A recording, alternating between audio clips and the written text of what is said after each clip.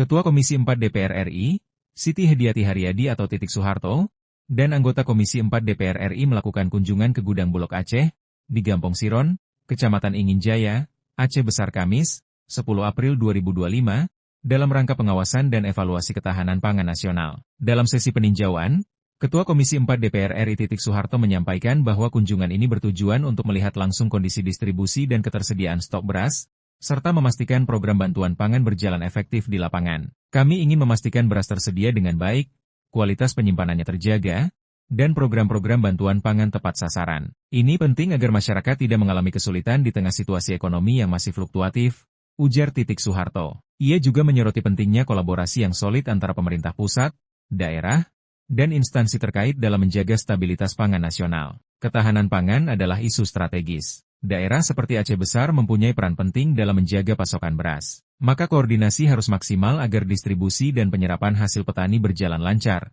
tegasnya. Sementara itu, Bupati Muharram Idris menyampaikan apresiasi atas perhatian dan kehadiran Komisi 4 DPR RI. Menurutnya, kunjungan tersebut menjadi dorongan positif bagi daerah dalam memperkuat sektor pangan. Kami menyambut baik kunjungan Ibu Titik Soeharto. Ini membuktikan bahwa pemerintah pusat benar-benar memperhatikan kondisi pangan di daerah. Kami siap bersinergi dan terus berkomitmen menjaga ketahanan pangan di Aceh Besar, ujar Syekh Muharram. Ia menambahkan bahwa Aceh Besar merupakan salah satu sentra produksi pangan di Provinsi Aceh, namun masih menghadapi berbagai tantangan dalam hal infrastruktur dan distribusi.